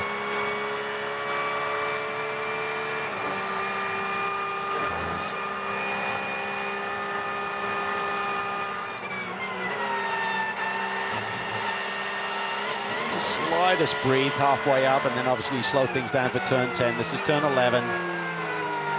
This is Oak Tree. Just fabulous how as the speed ramps up, you get that elevation change that continues to plant those Pirelli P0s into the ground and give you the grip you're looking for. Now the 4,000-foot run down Madison Avenue up to Roller Coaster, and you'll see why it's called that immediately.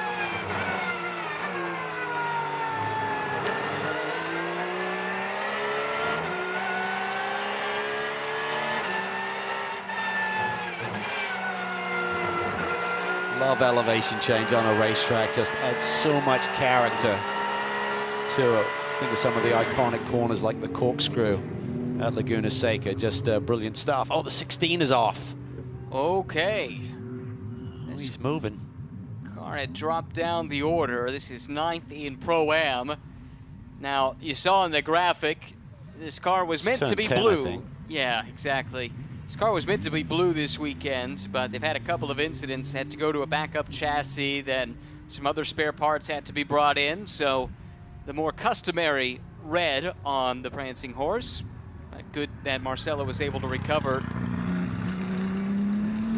and continue on. Let's take a look at what befell Marcelo Hahn. Oh, just eats up too much of the curb there through turn 9.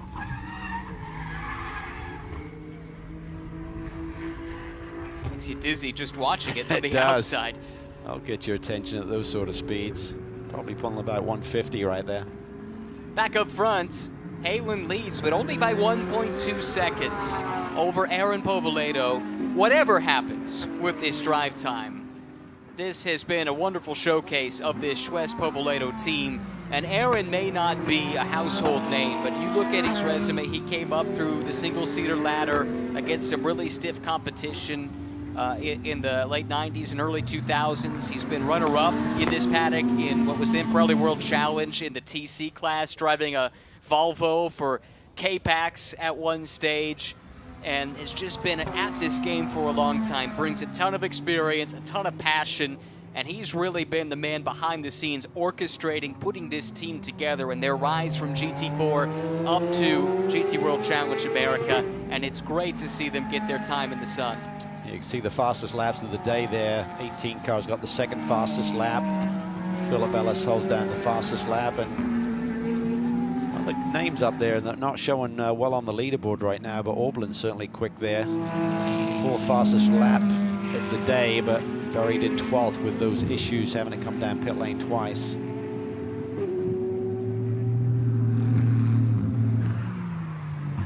You said the time lost for a drive-through was 20 seconds? You're losing about 20 seconds, I think, by coming down pit lane. Obviously, the car on the racetrack has to eat up that amount of ground, but at 50 miles an hour, that's about the time loss. So, Povaledo...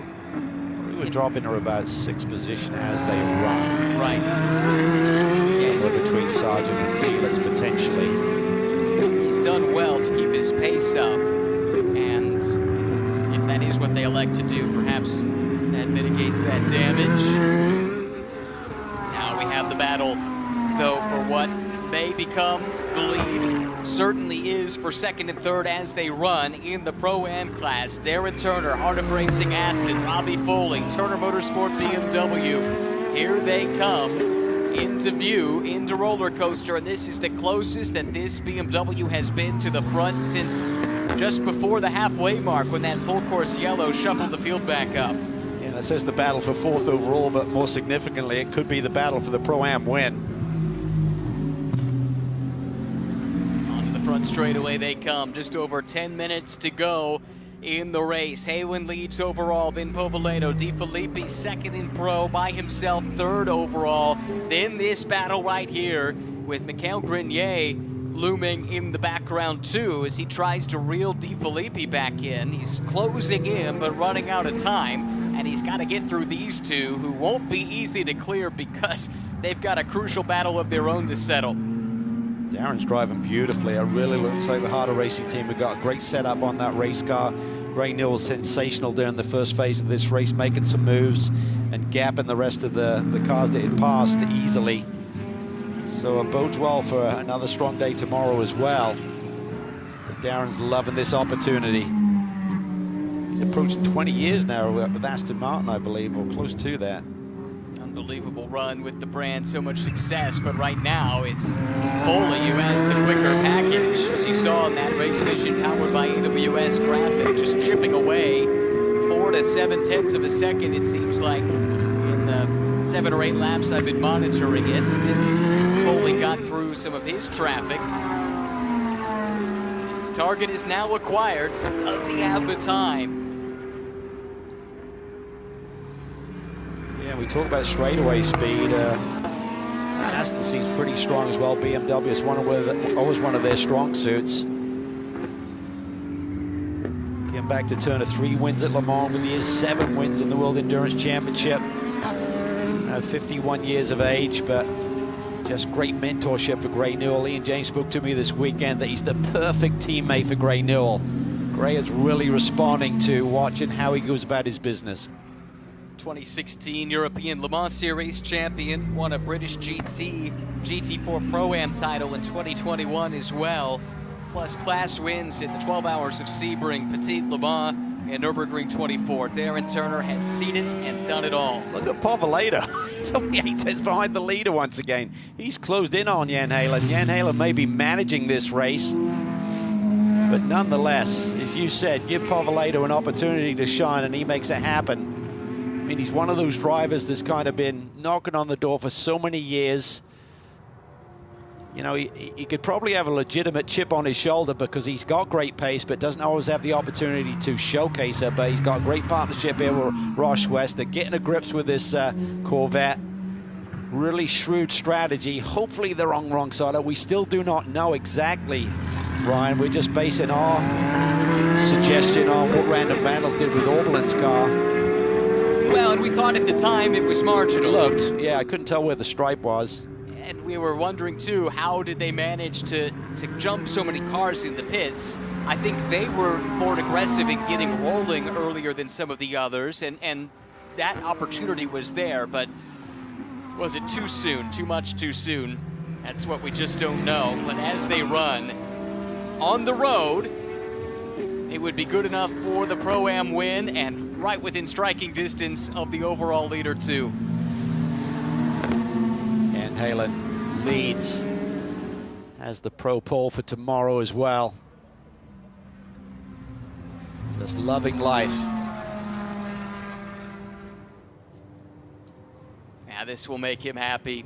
They've been knocking on the door. New engineer in this week with RS1. It sounds like they had an engineer on staff for the first time all season, actually, at Sebring. And well, the way it's looking, Pavlado's going to go back by for the overall lead here.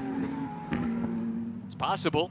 He's caught him, and Jan Halen doesn't look like he's really pushing right now. I think he's just managing the gap back to Connor Di Filippi, not taking any chances. And yeah, you want to get that checkered flag first and win overall, but maybe he's aware that Pavlado maybe not be in the mix for that as well. Who knows what the other teams are discussing about this kind of bizarre scenario that played out here in the middle of this race.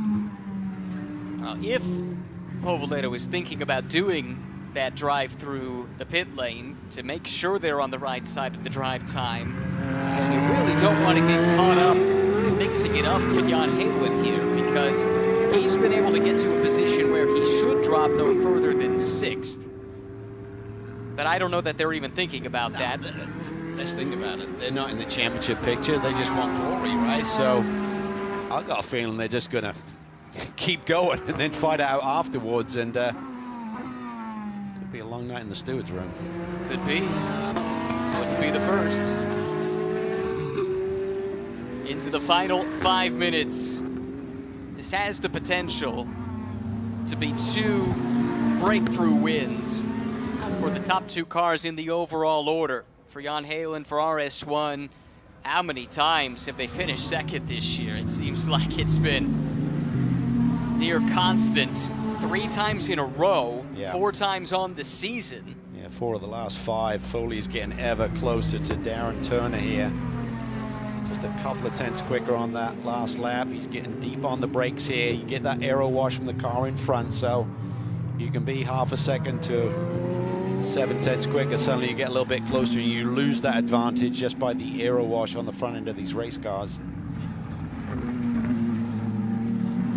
It's a big day for Turner Motorsports. Looked like they were on the wrong side of that strategy, but when you put Foley behind the wheel, just give him the numbers, let him go to work.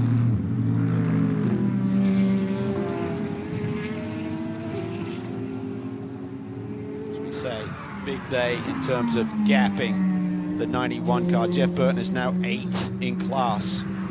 Doing a great job at regulator racing. Got unlucky with the timing of that caution. Lost all the advantage that Phil Ellis had built up. Matt Bell just didn't seem to have the pace today to hang on to Foley, and he's 1 position back there. You can see just split by Mikel Grenier. Foley and Rothberg will gap DXDT a little bit further in the points. The way they run, long way to go. Yep, still a lot to be determined. Yep. In 3.5 minutes. What will Schles Pavlado do? Can Robbie Foley unlock the riddle here? That is Darren Turner. Just 2 of the questions that need to be resolved. A little bit of experience behind the wheel of that Aston, I would say. Just a bit. You know, he hasn't probably been in a situation like this for a while, though. No, but he's answered the bell here. Yeah. The pace difference on the last lap, and sorry if you said this a moment ago, but only 2 tenths of a second there. This lap, they were basically even. So this goes into that category. It's one thing to catch, but another thing to pass. And now, although Foley is there, he's on the doorstep. Little twitch there at the back of the Aston. Does that open the door? Turner's got the inside here for NASCAR Bend, and that's plenty of an advantage. He's able to hang on. I think Foley had bad memories of last year there on the approach to turn 3 when he went side by side with Hagen, as we discussed earlier. Well, how willing is Mikel Grenier to get mixed up in this? We've seen he's not backwards about coming forwards. That's been on display a few times in this race. Foley's still got enough of a margin he can just focus forward, but Grenier and Bell are not that far behind. No. Marcelo Hahn also looms up the road. A little bit of lap traffic for these front runners to deal with.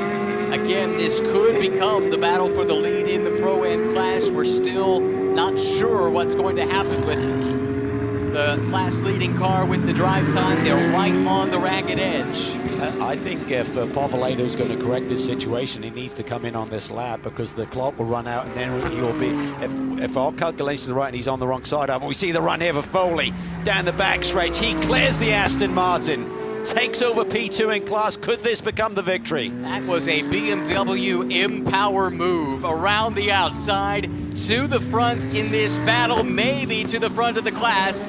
When things get adjusted after the race, we shall see. But Foley and Turner, what a comeback drive here. This is how you win a championship as the white flag flies. Povolato has not come into the pits, continues to lead on the road. Again, the team told Amanda they think they're on the right side. We will soon find out. One last lap to go here at VIR. Halen continues to lead. Looked like he's willing to give up that overall lead to Povolato, but now he's got the hammer down a little bit. He wants to be the first man to see that checkered flag. Povolato, could this be a breakout victory for them? Are they going to lose it post-race? We will find out post-race, and I imagine we'll find out promptly. But no news is good news right now. If you're Ross Schwest and Schwest Povolato Racing, we'll just call them as they run and we'll sort it out after the race. Right now, Jan Halen in RS1, 4 times runners-up here this year in the Pro class. Halen, no stranger to race wins at the GT3 level, but what a win it would be in the young career of Alex Sedgwick if they were able to pull it off. Be huge. Just great momentum as we enter the second half of the season. Remember, Sedgwick was fighting for the win late in race 2 at Sonoma, got passed late in the going. That's the closest they've been to a win. This would be sweet sucker for them as they try to overcome what has been a trying start to the campaign. Just a few corners to go for Jan Halen. Behind him, Aaron Povolato, at least on the road, leads in the Pro-Am class and will be in the shot coming to the checkered flag. One last time through Hogpen. Here comes the RS1 Porsche. Here comes the Schwest Povolato Racing Corvette, who will come to the pit lane. This will correct the drive time. We'll check that in a moment. Here's the race winner for the first time in 2025. RS1 takes victory in GT World Challenge America, powered by AWS. Povolato coming down the pit lane has yet to see the checkered flag. Here comes Connor DeFilippi through. He finishes second. The winner in Pro-Am, Robbie Foley. Darren Turner comes through in second. Grenier through to finish third in Pro. Bell, Sargent, Povolato, the top 5.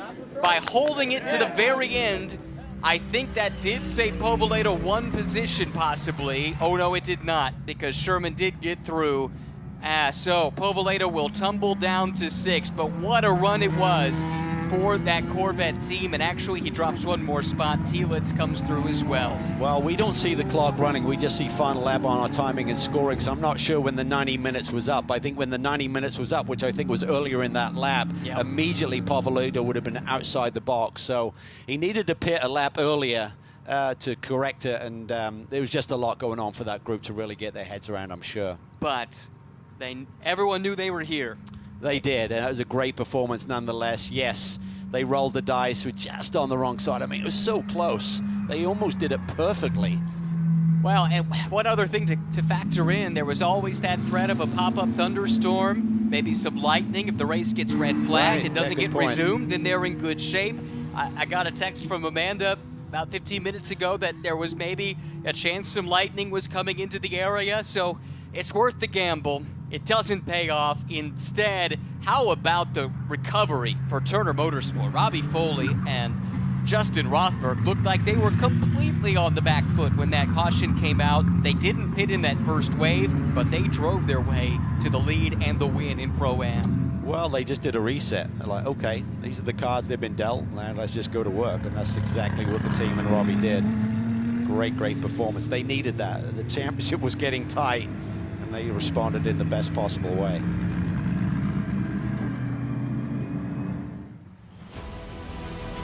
Well, let's take a look at our class winners in what was a wild and woolly first race of the weekend at VIR. Halen and Sedgwick for the first time this season are winners in the pro class. Rothberg and Foley take victory once again, improbably so, but they get the job done.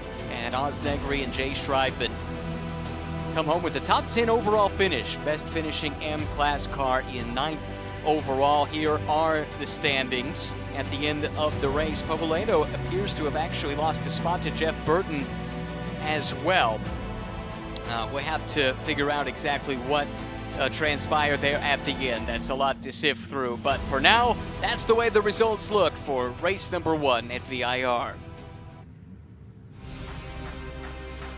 Well, we started under sunshine, and it stayed that way for a good chunk of this race. Field of 16 cars rolled out just over 90 minutes ago, and at the very front of the field was Philip Ellis. Remember that? Seems like it was an eternity ago, but Philip, from pole position, pulled a huge, huge lead, as he is wont to do, and as is crucial to the alternate tactics that Regulator Racing have employed. Gray Newell, Todd Coleman, good battle in the mid-pack.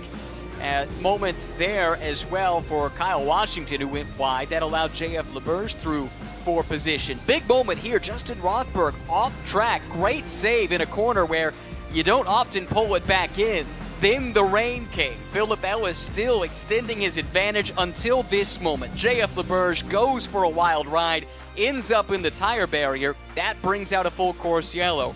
Pit strategy chaos ensues. Aaron Povoledo came out as the overall leader of the race, and that left us then to have some battles further back. What a comeback as well for RS1. Jan Halen, amazing pace in his Porsche. He caught and he passed the Random Vandals BMW. That was for the lead in the Pro class.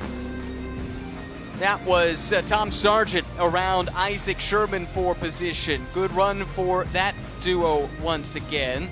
On the fringes of the top 5. Bell and Thielitz coming together, very nearly ended in tears, both able to continue on. This ultimately proved to be the move for the win in the Pro-Am ranks. Around Darren Turner with Robbie Foley, and he took his BMW back to the front. The Ferrari of Oz Negri completing a solid run to take the win at the M class, but at the very front of the field, it was RS1 taking the victory and closing race 1 of the weekend in a big way.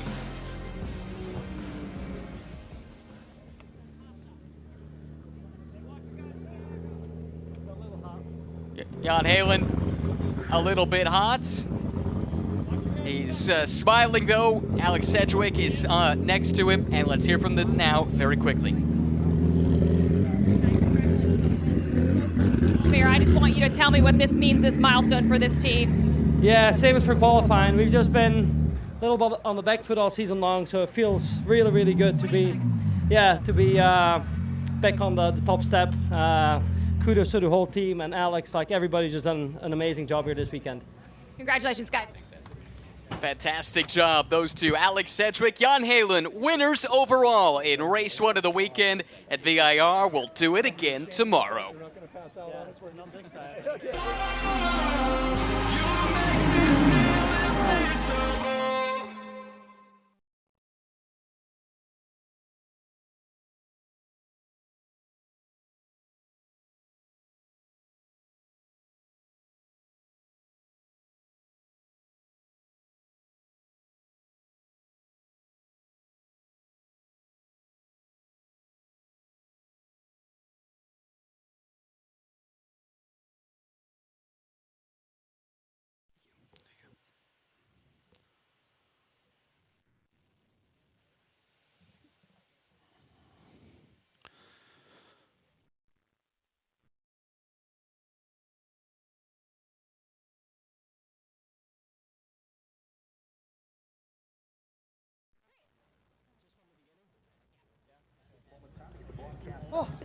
And it is a winner. It is the win for RS1 Porsche and the effort of Jan Halen and Alex Sedgwick. And Alex, I was with you for the last 5 minutes, and I know that is the worst, but we got to talk to you at the top of the show, and you knew that the momentum was changing for this team, but to see it happen, what emotions do you have?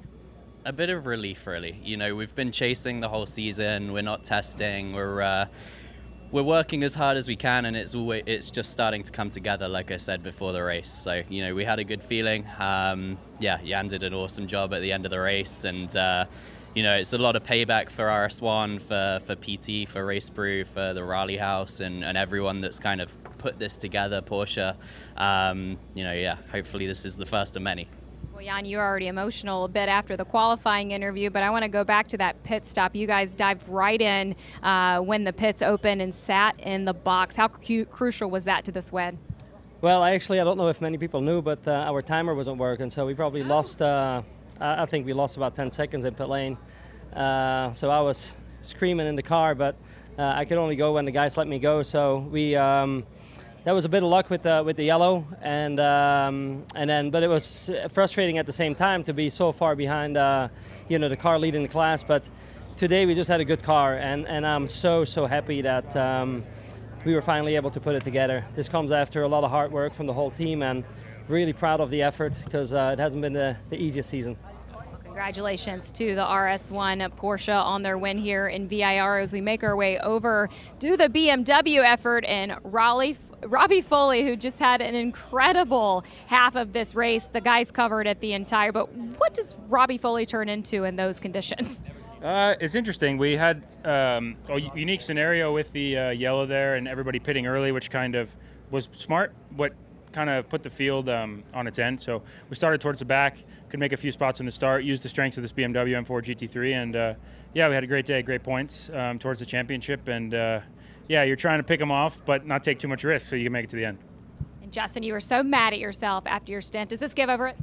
Yeah, I'm still pissed I made a mistake, but it's really nice having someone to come in and save my butt. So it all worked out in the end. Thanks, guys. See you tomorrow. Thank you.